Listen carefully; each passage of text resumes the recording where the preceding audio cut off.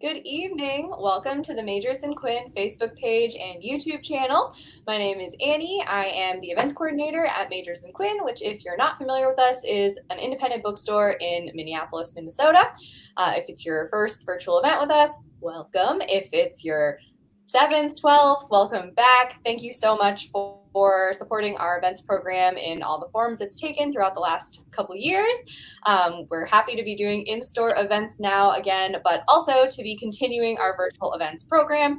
Tonight, of course, we're very excited to speak with author Alexandra Lange to hear from her book, Meet Me by the Fountain, An Inside History of the Mall, and to have Minneapolis resident Kara Nesvig as her conversation partner. So this is going to be a great conversation full of mall facts and nostalgia, and I hope you have as much fun as I am already having due to the pre-show. So I'm going to give a quick introduction and also tell you a little bit about how to ask questions. If you're watching on Facebook, you should use the comment section of this video to ask questions or just say hello.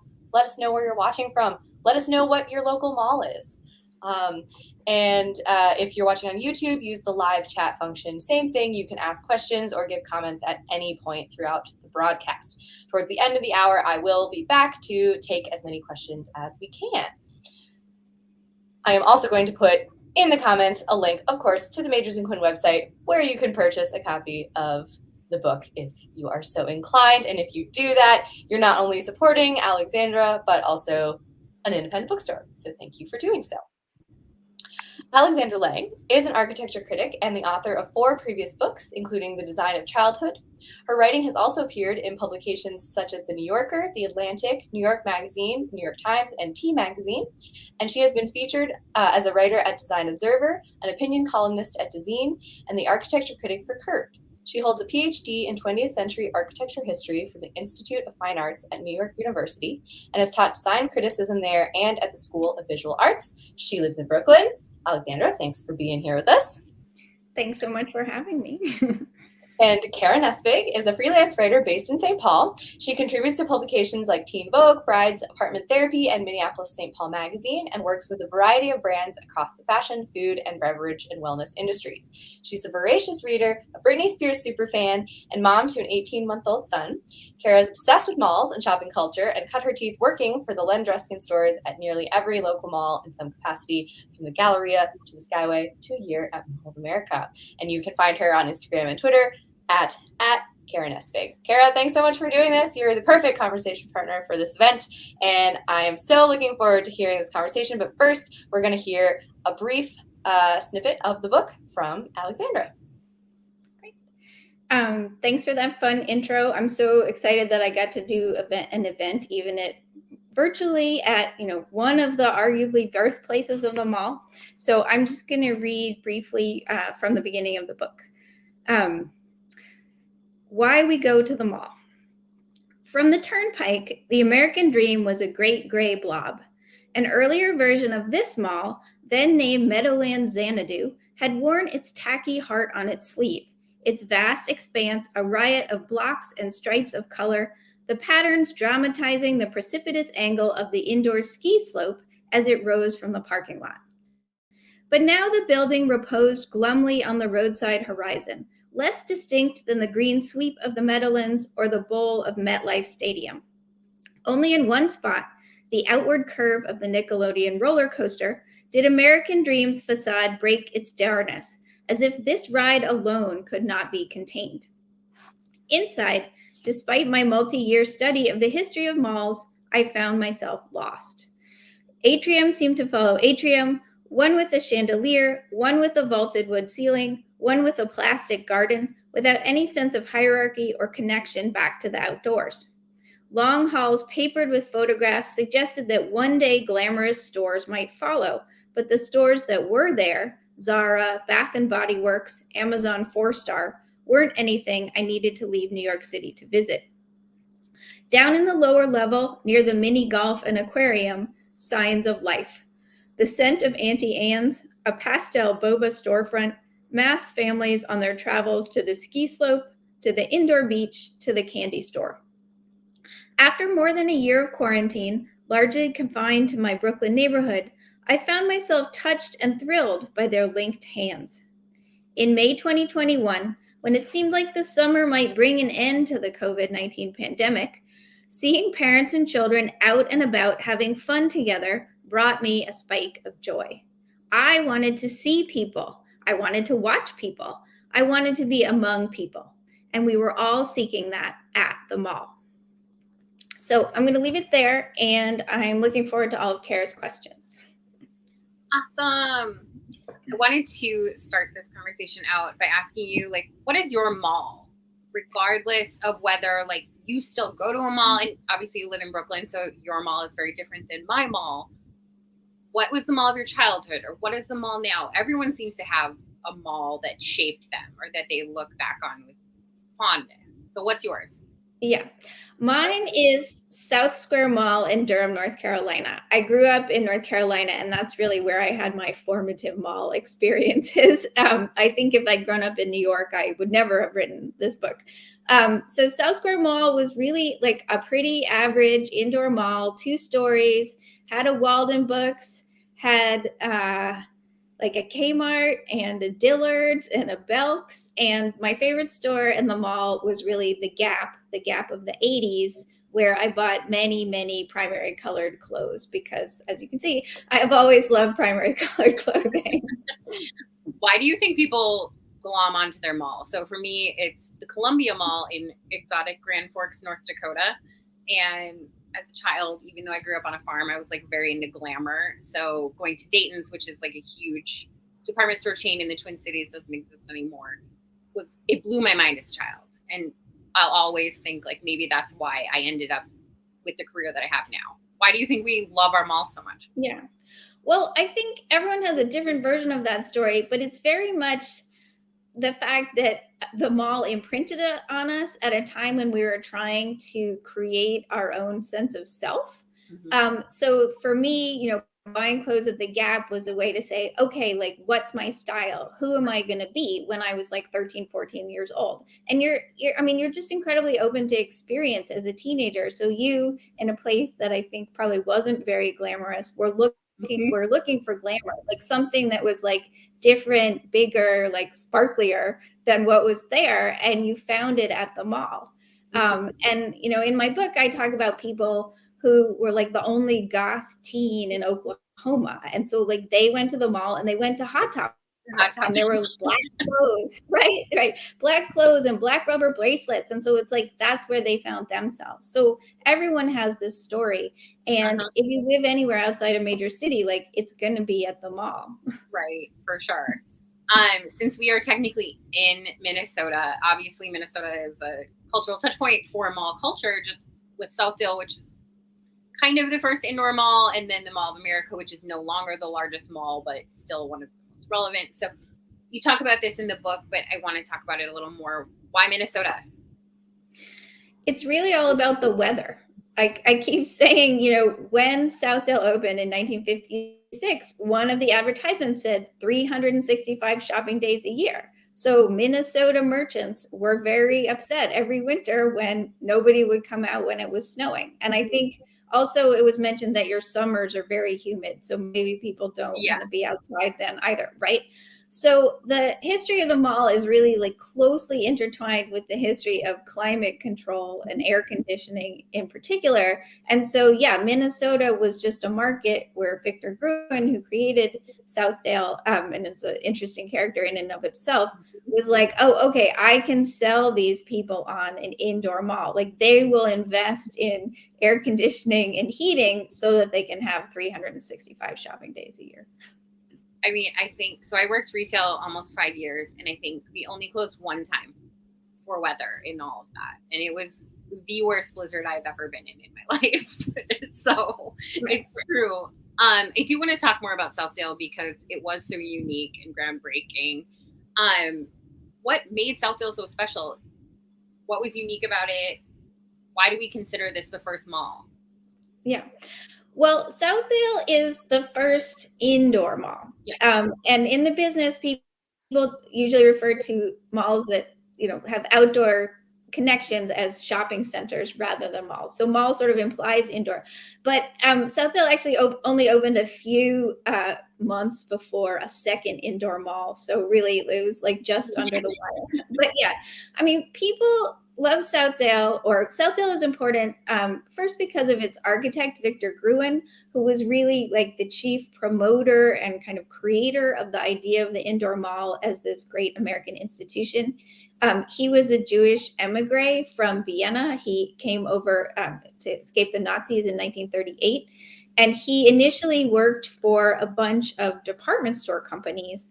And he realized, sort of at the same time as a lot of those department store owners, like the Dayton family, realized that now that so many people were buying houses in the suburbs, they weren't coming back into the center cities anymore. And he thought, well, people love those glamorous department stores downtown, but the shopping on the outskirts of town is not so glamorous. How can I make a place that will be equally beautiful, that the department store owners will want to invest in out in these suburbs? And his idea was the mall. Cool. Something that I love that you talked about Southdale was it was kind of designed to be like a main street. So, there was no food court as we know it today. It was more like patio style. There were places to hang out. There were places you could take your kids. Some malls had grocery stores attached to them. And was that all part of the move to the suburbs?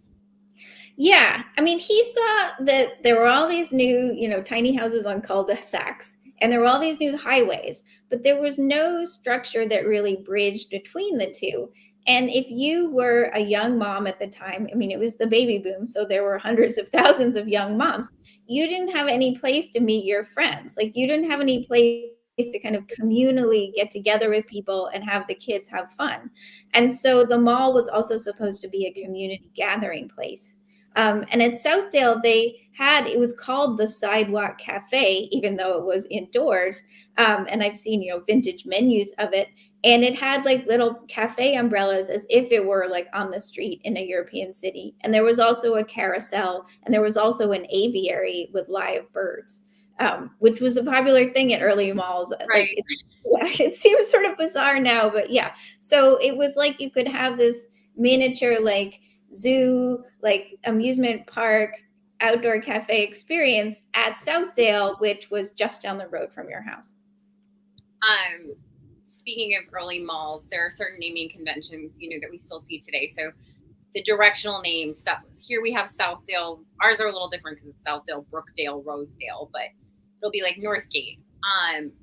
Why was that? And then also, are there certain design aesthetics that kind of inform those early malls? Yeah, I mean, the naming thing is kind of hilarious because like my mom read my book and she was like, there's so many malls that sound the same. And I just had to tell her, like, it's not my fault. Like, that's just how it is. Like, I have to talk about South Square and Southdale because like those are the malls. Those are the names, yeah. Yeah. No, the naming conventions really come from that orientation to downtown. So all of these cities had a downtown center. And then as malls started to be built on the outskirts, they wanted to reorient people to the downtown so they'd know, okay, like if I'm going to Northgate, it's on the north side of town. If I'm going to Eastdale, it's on the east side of town. So all of the names were in relationship to the center of that city. And they didn't really consider the fact that every city was building malls. And so then you'd have to distinguish between like the Southdale in one place and the Southdale in another. The second part of the names, a lot of them are words like gate, which sort of mean like an entrance to the city. Okay, so North Gate would be the first thing you would see before you got to the center of Durham from the north, like in my case. Sure.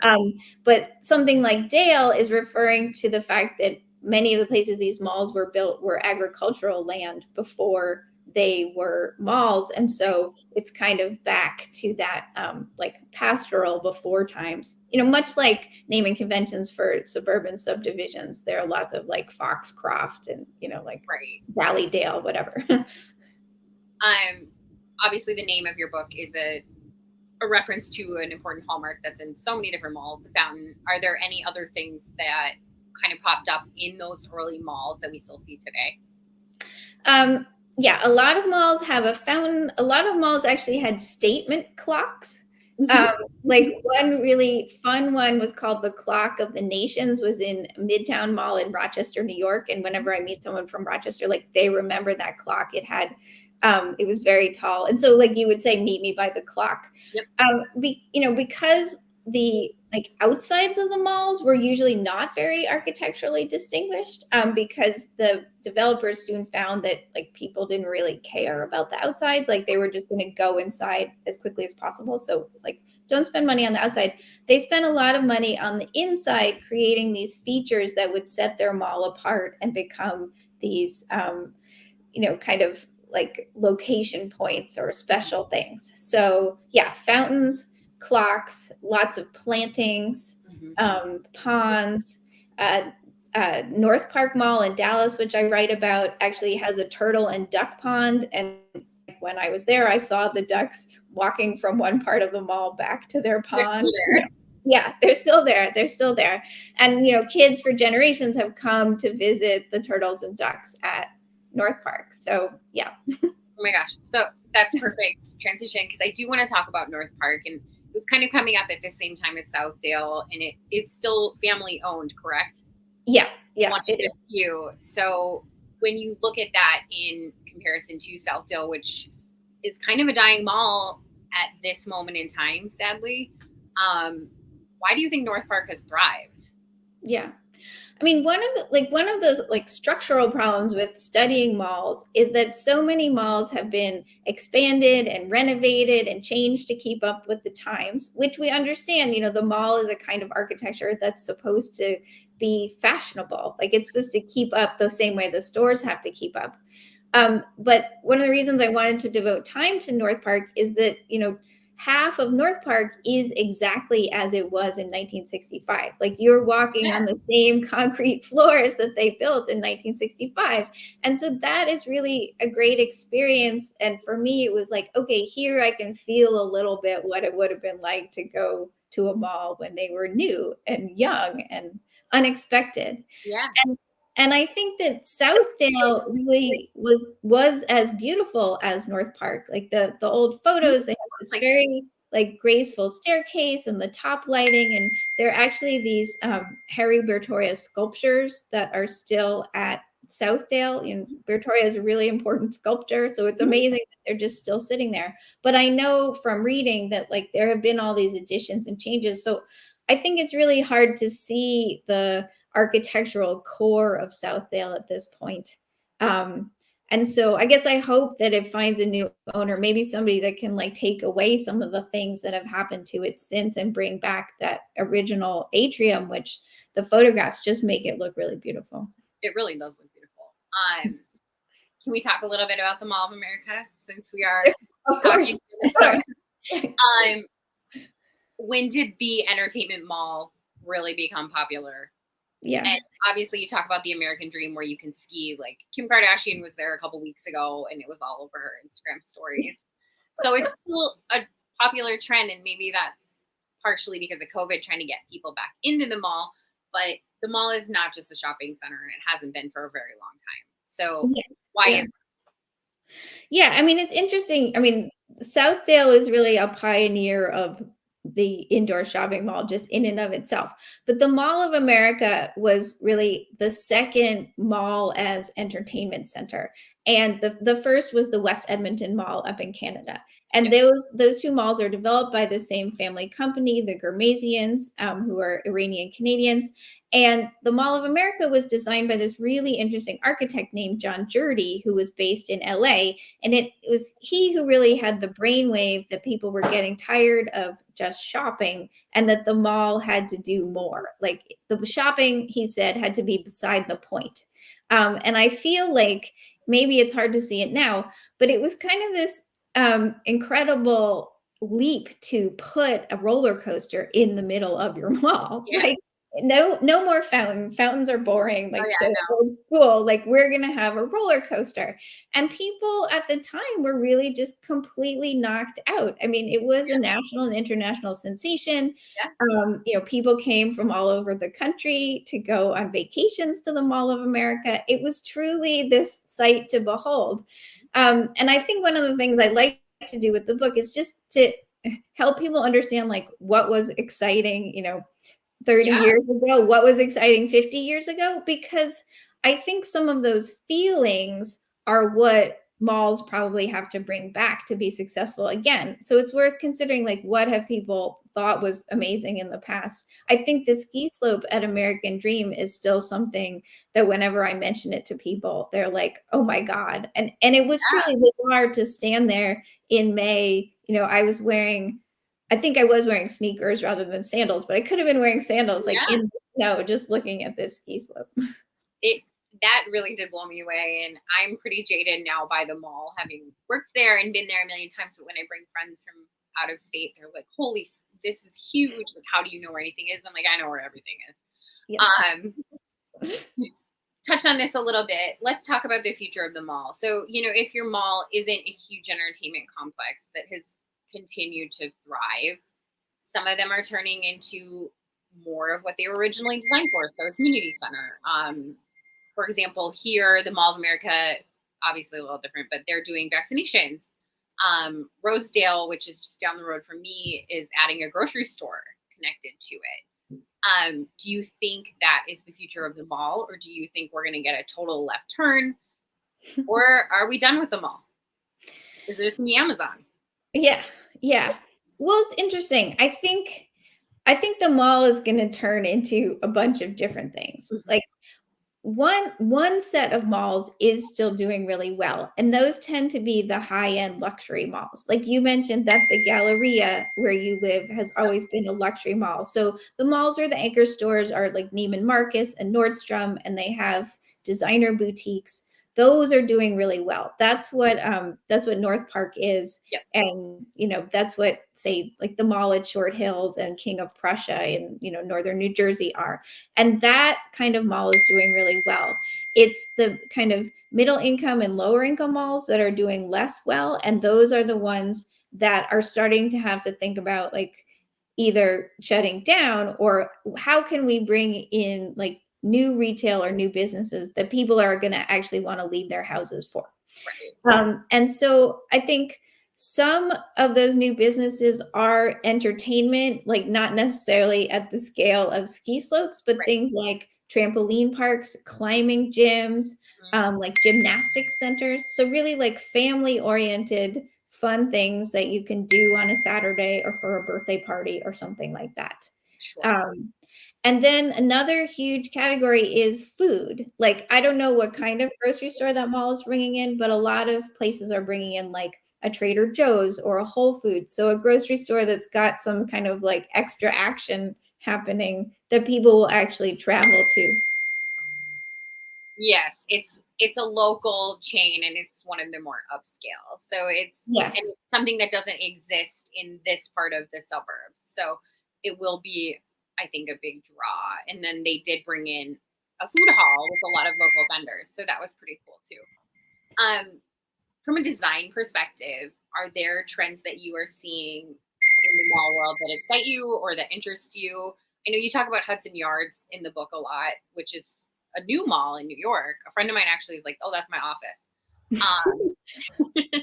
Or the is it Westfield with the Oculus at World Trade Center? Yeah. So those are super interesting and kind of outside the box of what we've been seeing at the mall. Yeah. I mean, so I feel like if you look at malls in Asia, a lot of them are much more like those malls in New York City that are connected to transit, that sit basically under people's office buildings. And there's additional, housing around them and all of that. But I still think if you're designing a mall like that, you have to make sure it still has like a central place where people can hang out. Right. And like, that's one of the things that I think is the most wrong with Hudson Yards. Like they completely screwed up the placement of the food court because the food court they have there is run by the chef Jose Andres, and it's like a Spanish themed, but it's tucked under the mall. Like they wanted to kind of hide it from their luxury shops, but that's really like the reason people go to the mall. Like as I said in the little passage that I read, was that they want to see people, see and be seen. Like that idea of the central atrium and the food court is really important to the social life of the mall. So that mall really just like doesn't have that social life. It's just people going kind of in and out of shops and up and down the escalators. And Right. it's not it's really it doesn't have a good vibe. It's just very cold. I mean, the other thing that I think is wrong with a lot of new malls, and I think part of the Mall of America has actually been renovated in this way, is that in order to refresh them, they've gone for this kind of high polish luxury materials like marble. Uh-huh. And it's very shiny Uh-huh. and very white and brightly lit, and it just doesn't have a lot of character. It's just like, okay, I'm in a hotel bathroom or something like that. Mhm. And then, so I feel like I get much more excited looking at old photos of Mall of America where they had Yeah. one whole wing that was supposed to look like New Orleans and another Uh-huh. whole wing that was supposed to look like Europe. And I'm like, let's bring some of that back. That kind of like, Mhm. not all the way to theme architecture, but architecture that really was trying to give a sense of place Yeah. and to give people an experience they couldn't have somewhere else. I think that's interesting. Something that you bring up in the book that I had no idea about is like mallcore music. So Oh yeah. Gen Z, they're kind of obsessed with the idea of the abandoned malls and the dead malls and malls after dark. And do you think they'll bring the mall back? I mean, we always read millennials kill the mall, which I did Yeah. not kill the mall. But do you think the mall is going to have a triumphant comeback, especially post COVID? I think it will have a comeback. I mean, I don't know about triumphant. Like, I think Mhm. that our world, like, our society is more complicated than it was in the 1950s in both good and bad ways. So I don't think one one model for the mall can capture everyone anymore, like the way that it did in the 1950s and that first great expansion of the mall. But I do think that the mall is really built on a human need for community and companionship and kind of making everyday things like errands more fun.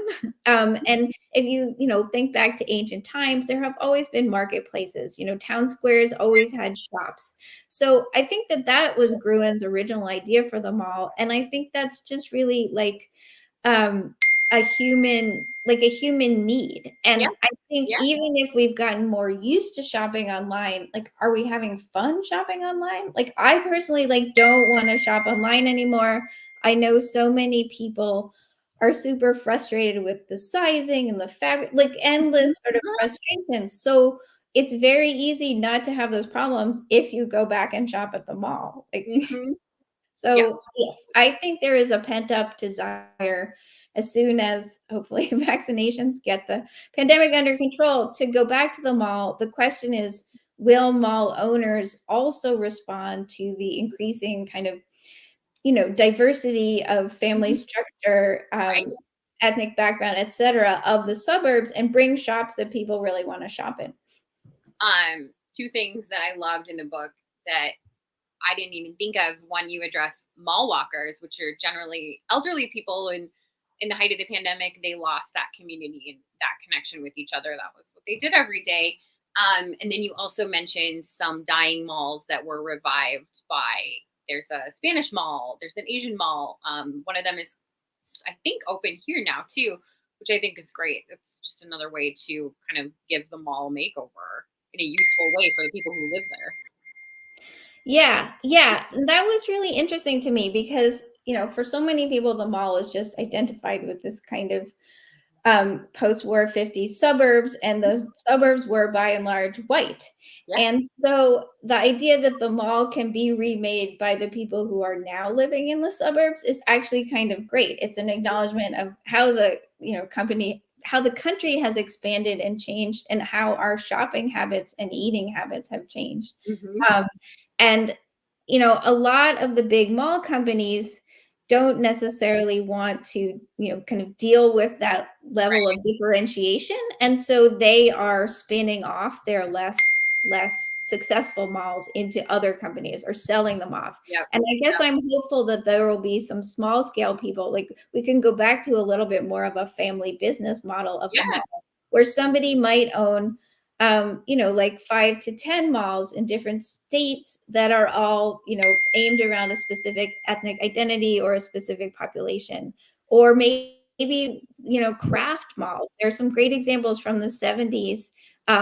One that I read about in Dallas, one outside Indianapolis, where they built the whole mall that kind of looked like it was old, even if it wasn't. And it was just stocked with like antique sellers and craft merchants. And like people are really interested in where their stuff comes from now. And so I wonder if that could also make a comeback. I would love that. I would really love that. One question for you. You talk about dead mall Instagrams and photography, which have, just become more and more popular. And I follow all those accounts. I think anyone with an interest in mall culture encounters them. You kind of have mixed feelings about them. Why is that? Well, I feel like, yes, a lot of the dead mall photography is very beautiful. It's poignant because it's sort of saying, this is your childhood, like it's over now. So I understand why people have such a strong emotional reaction to it and why so much of it has gone viral. I think the problem is that then people think all malls are dead. And like one of the things that like I've tried to do in the book is argue like why they're not dead, why they shouldn't be dead. And then it's also the fact that like a photograph is just an image on the screen, but the dead mall actually represents this incredible amount of embodied energy in the concrete and steel that went into making it. Mm-hmm. And a dead mall can be a huge problem for a municipality because it starts to attract graffiti and vandalism, and maybe people start to like camp out in the mall and all these things. So just allowing a mall to die, like there have to be steps happening after that. And like one of the things that I talk about towards the end of the book is just how people have done like really quite a broad variety of things to dead malls, because not all of them are going to even come back as retail. So what are some interesting and creative ideas just to do with that space that's now opened up in what are increasingly dense suburbs? And in fact, like it can actually start to solve some of the problems that like sprawl culture have created. Cool.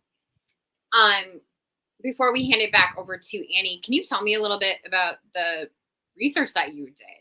How many malls did you visit? Well, I wrote this book primarily during the pandemic. Yeah. So I did not visit as many malls as I would have liked to. I had like a whole spring of 2020 mall tour that I had to cancel, unfortunately.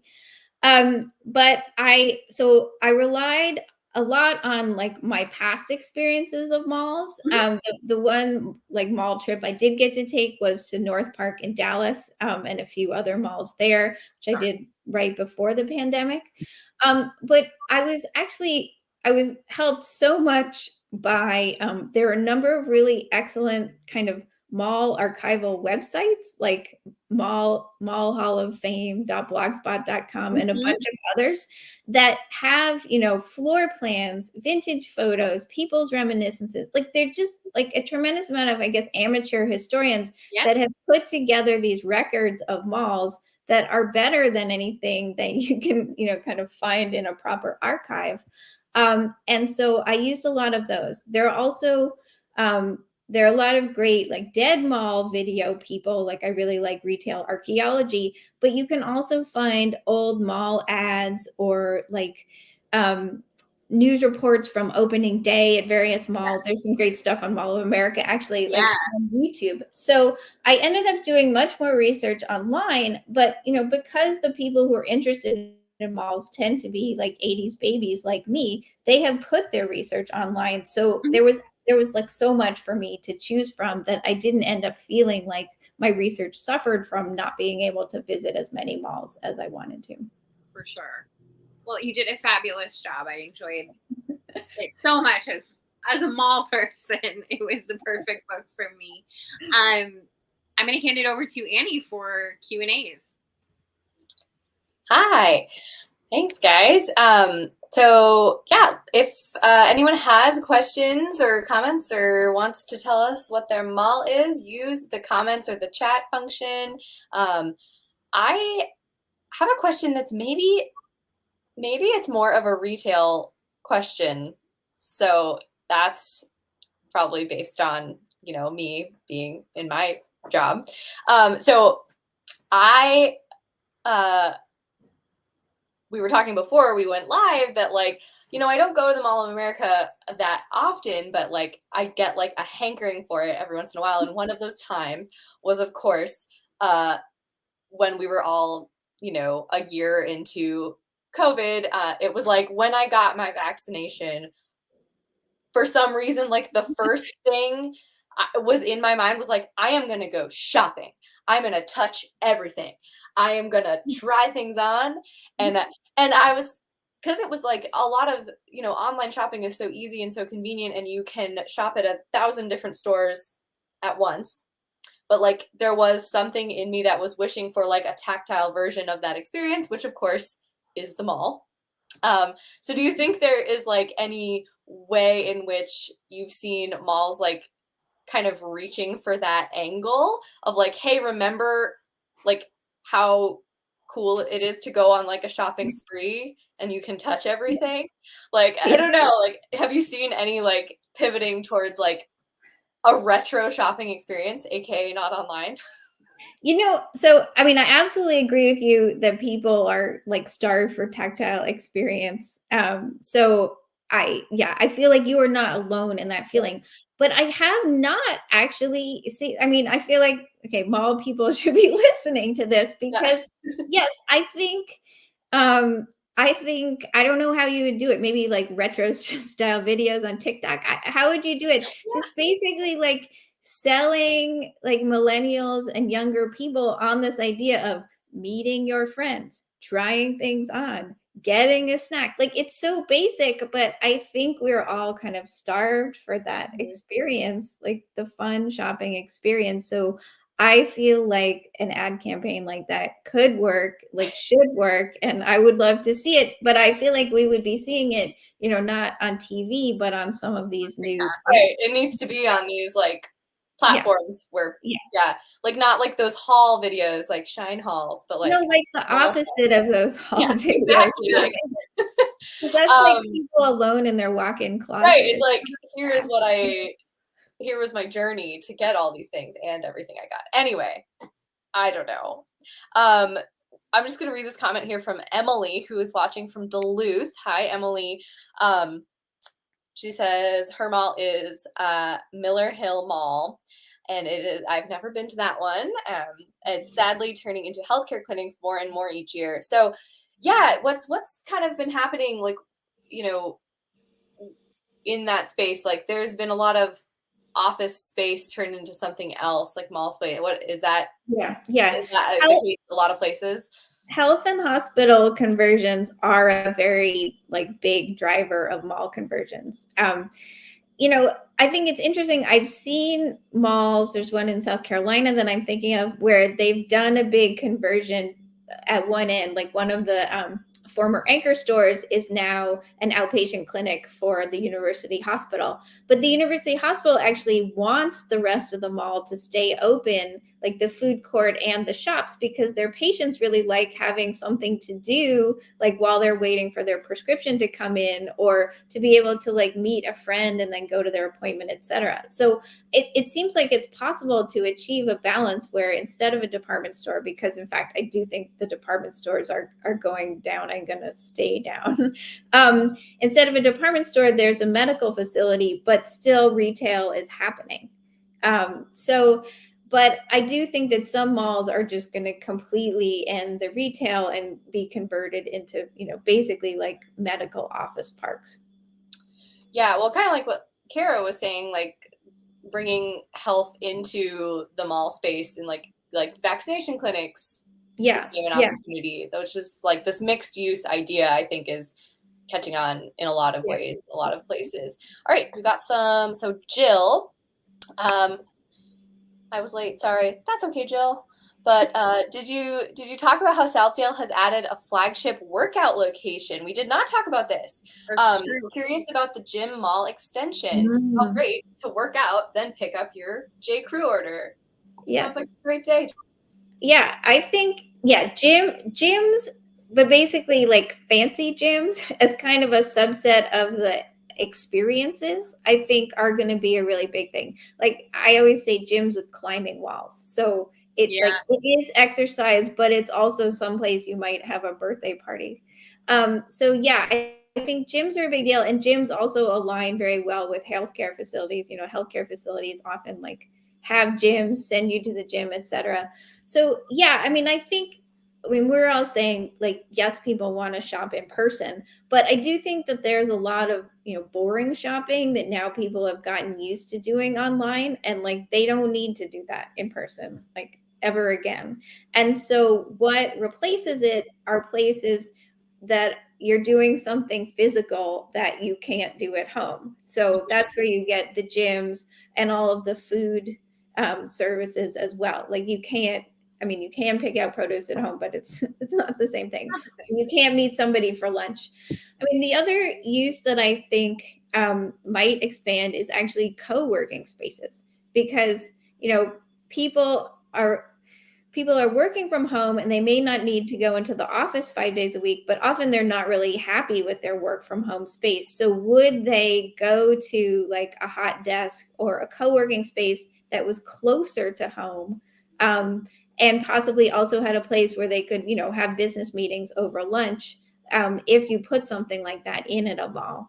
And I know even before the pandemic, some mall owners were talking to some of the like larger co-working companies about that. So I think that's another possibility. Again, it's something that you can't do at home. It's better than home, that you have different facilities, and it's, you know, worth leaving the house for.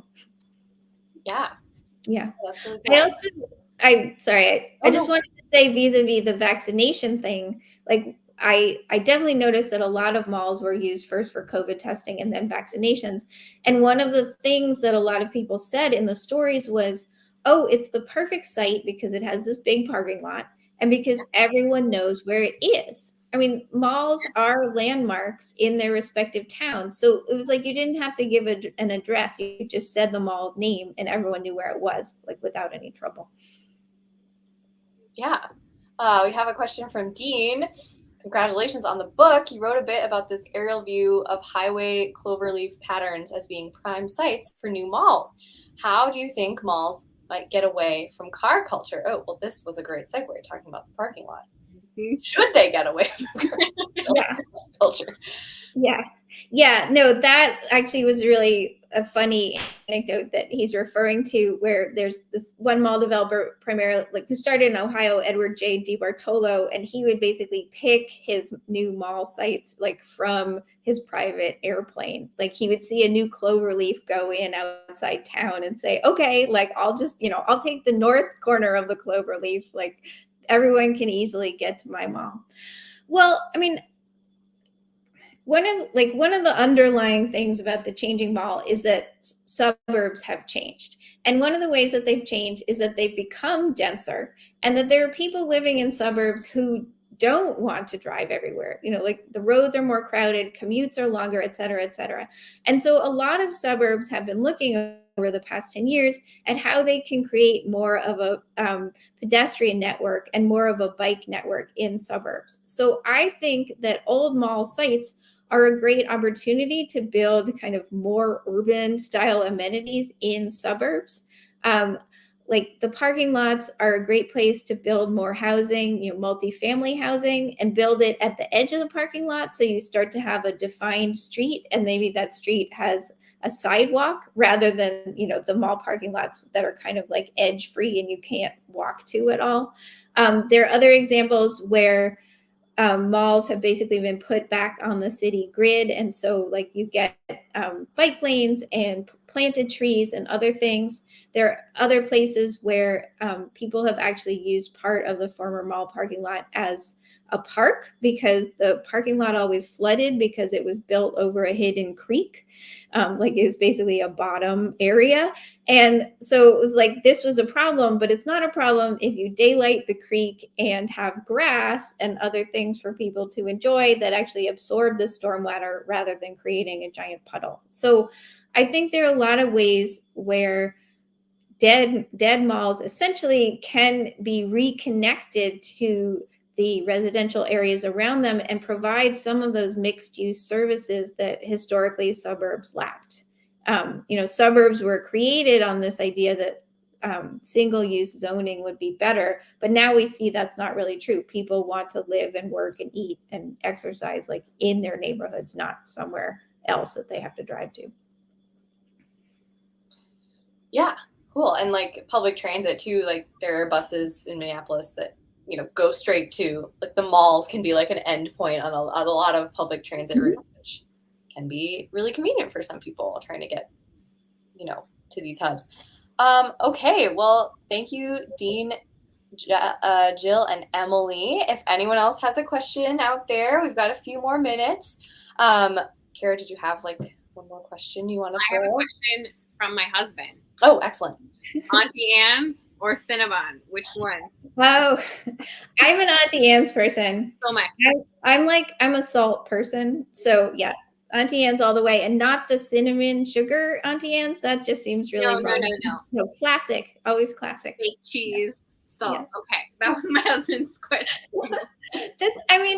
It's funny. Like, one of the things I talk about in the book is how, like, one of the things that makes malls so great for teenagers is that there's such a low cost of entry. I mean, it's free, but also you can hang out and you spend like $3 on a pretzel. So there are all of these kind of mall food brands that people also are very, very attached to. And they tend to be, let's say, indulgent foods like a big salty pretzel or, the Cinnabon as big as your head. A lot of people mentioned Orange Julius to me. Also, I also think of just Sbarro pizza as like the juiciest pizza in the world, like sold at the mall. Panda Express was Right, Panda Express. Mall Panda Express. Yes. So that's part of the identity formation too, is like, what's your favorite mall food? And the idea that you could go to the mall and you just had to spend the money to get that snack. And that is a little bit leveling, and also in terms of like the different income or allowances that kids have, that like everyone can afford to get that kind of snack. Yep, that was definitely me and my girlfriends going to Fargo. That was our nice mall. $20, and we had everything we could need. Right. Forever 31, get your pretzel. Bree says Taco John's at Northtown Mall. Oh yeah, that's a regional one. Yeah, I don't borrow. That's a regional one. Emily says, always with Sbarro. Now I like to grab a Caribou while I load up on Bath & Body Works products. Ooh, that's kind of a fun. There's been like a whole thing about Bath & Body Works. It's like the ultimate mall store. Coming back in the past couple years. Did you say, Kara, that you had worked there? No. So I worked for a local family-owned chain with more upscale. So designer denim, juicy couture at the Galleria. And then off-brand kind of Nordstrom Rack style merch. So I worked with them too. I wish I'd worked at Bath & Body Works just for the stories. So I'm not a scent person. So like, I'm the person who like goes out of their way to avoid Bath & Body Works, because it's always like, how many scents can emerge from one store at once? But I do think, I didn't get so much into it, but I do think you could write something interesting about the scentscape of the mall. Like I wrote a bit about the the soundscape of the mall and Muzak, and how stores kind of set the mood for their merchandise, by their individual store soundtracks. But I also think if you are thinking back about the mall, there are the different smells of those things in the food court. Cinnabon actually purposely pumps that cinnamon sugar smell out of its stores so that people will know to come when the buns are hot. And then stores like Bath & Body Works, it's just like this, like the billowing vanilla scent out the front kind of calls to some people, say, okay, you don't even need to read the sign, where you are just by the smell of it. And I just find that interesting. Like, if you're thinking about the overall kind of sensuality of the mall, we're talking about missing like touching clothes. Like, there are also these other senses that are at work when you're in the mall space. Yeah, that was what was most interesting to me about the Abercrombie doc, was how they talked about the structure of the store not just them pumping fierce through, but also like the dark slatted windows, so you would have to go in to see what was there. I thought that was so interesting.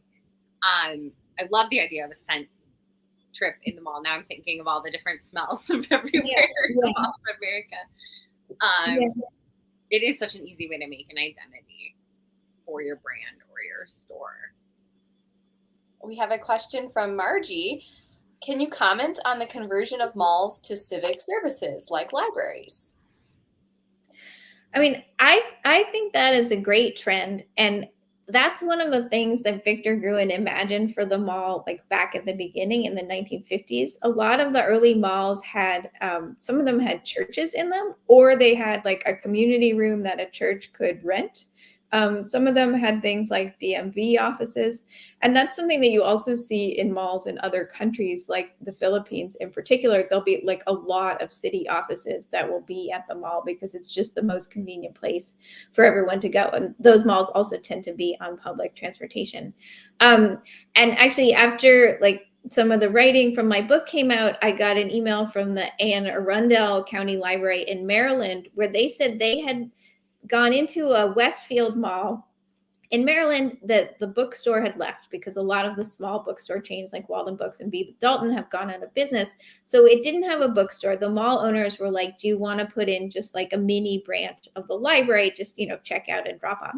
And it did so well that they expanded into a much larger store where basically they have all new books. They have a lot of programming. They have children's programming. So it's really serving the function that a Walden Books or like a mall Barnes and Noble used to, but it's the public library. And I think having the public library in the mix of all those other stores is great. Again, it makes not everything about the mall commercial, but it does bring people to the mall and allow them to do a bunch of different errands in one place.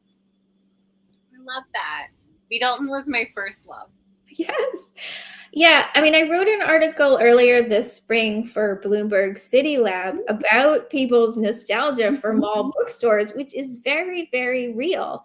There's something about, right? It's like, it wasn't snobby. You saw a lot of new things. It was just like, and it was on the round with like books weren't set apart, but it was part of the round of errands. And that's not to say I don't want to be insulting independent bookstores. I wrote about some independent bookstores that are also in mall settings. So basically, I think all malls should have books in them. Like, I don't really care how they get there. At one point, there were a lot more small scale mall bookstores, and I think that was good for the industry in general. Oh yeah, absolutely. Okay, well, we have a question from Jill, and I think this might be a good one to end on. She says, "Describe your ideal mall, all three of you." Ooh, I feel that I shouldn't be involved in this, but I will go first, and I'll be. I love it. I don't know. So it has to have a Panda Express. I guess I've mentioned, but yeah, I like. Ideal mall, it has to have, like, I think it should have a bookstore because very few do.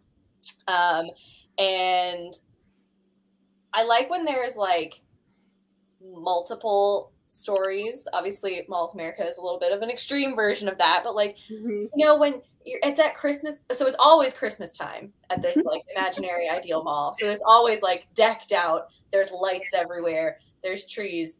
Like when the lights are like going from the top down the escalators. It's very, very beautiful. And then, yeah, it's just a mall, and it's perpetually like 2004.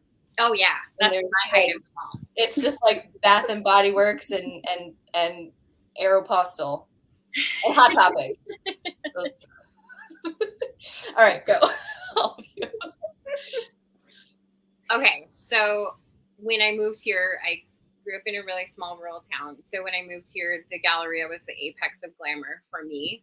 And I think at the time, the Galleria in Edina was a really good mix of family-owned local places that were still upscale with some bigger names.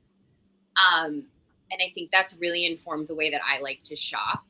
So my ideal mall would have a mix of, small local things that you can only get there, a really good bookstore, places that it's easy for me to push my kid around in a stroller, and like accessibility of things has changed a lot for me now that I have a child.